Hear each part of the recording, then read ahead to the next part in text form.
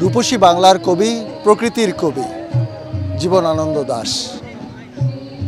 আজ 17ই ফেব্রুয়ারি কবি জীবনানন্দ দাশের 126তম জন্মবার্ষিকী। এই উপলক্ষে বরিশালের ব্রজমোহন কলেজ তার সাংস্কৃতিক সংগঠন উত্তরণের উদ্যোগে 3 দিনব্যাপী জীবনানন্দ মেলার আয়োজন করা হয়েছে।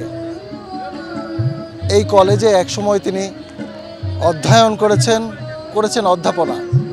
একসময় এই কলেজ মাঠেই কেটেছে তার শৈশব, কৈশোর এবং যুবা। সেই স্মৃতি, সেই আবেগ, সেই অনুভূতি যেন ধারণ করেই এই কলেজের শিক্ষার্থীরা এই মেলার আয়োজন করেছে, যার জন্য যারা আয়োজন করেছে তারা সহ শিক্ষার্থীদের মধ্যে কবির অনুভূতি সহ আবেগ ব্যাপক কাজ করেছে এবং তারা আনন্দে উদ্বলিত এবং তারা বলছেন যে এমন আয়োজন যেন বারে বারে ফিরে আসে তাদের মধ্যে এবং তার মাধ্যমে তারা যেন কবিকেই ধারণ করতে পারেন।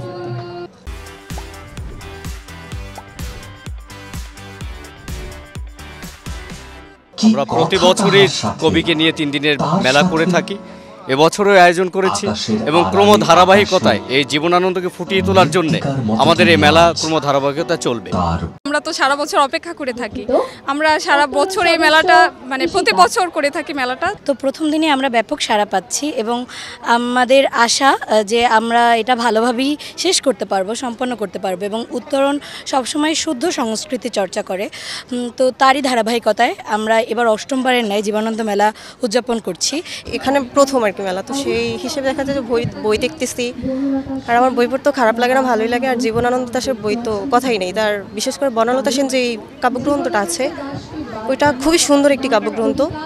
নাচ, গান, কবিতা আবৃত্তি, আলোচনা সভা সহ নানান আয়োজন রয়েছে এই মেলায়। বিশেষ করে মেলার যে বইয়ের স্টলগুলো রয়েছে সেখানে শিক্ষার্থীদের ভিড় রয়েছে সবচেয়ে বেশি। জীবনানন্দ দাশের, যিনি সভ্যতার কবি, প্রকৃতির কবি, তার 126তম জন্মবার্ষিকী উপলক্ষে উত্তরণ থেকে আয়োজিত আজকে জীবনানন্দ মেলা।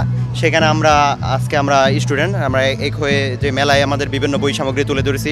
সেখানে আমাদের জীবনানন্দ দাশের বই, তারপর হচ্ছে রবীন্দ্রনাথের বই, অর্থাৎ বিভিন্ন কবিদের বই নিয়ে আমরা একটা উদ্যোগ নিয়েছি যে পাঠকদের রুচি পূরণ করতে, পাঠকদের যে বইগুলো পছন্দ সেই সকল বই সামগ্রী আমরা এখানে তুলেছি। নতুন করে সাজানোর জন্য যে আমাদের সবাইকে দায়িত্বশীলতার জায়গা থেকে সবাইকে এক থাকতে হবে, তারই বার্তা বহন করে বলে আমি মনে করি।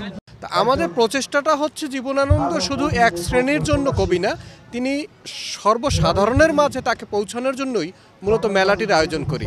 কারণ মেলার সাথে জীবনানন্দকে ওইভাবে আসলে মেলানো যায় না, কিন্তু আমাদের উদ্দেশ্যটা ছিল মেলা হলে অনেক মানুষ আসবে, অনেক মানুষ এসে জীবনানন্দকে জানতে পারবে এবং জীবনানন্দকে নিয়ে তাদের একটা কিউরিওসিটি তৈরি হবে, এরপর মূলত সে জীবনানন্দ চর্চার দিকে এগোবে।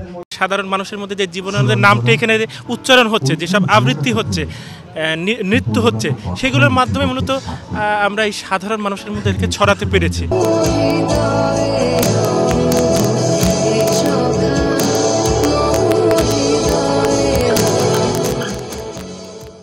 7 বছর পেরিয়ে 8মবারের মতো আয়োজন করা হয়েছে এই জীবনানন্দ মেলা।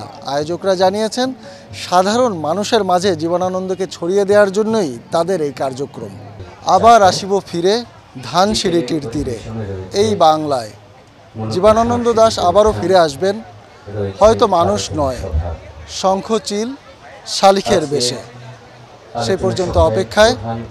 কাউসার হোসেন রানা, চ্যানেল 24, বরিশাল।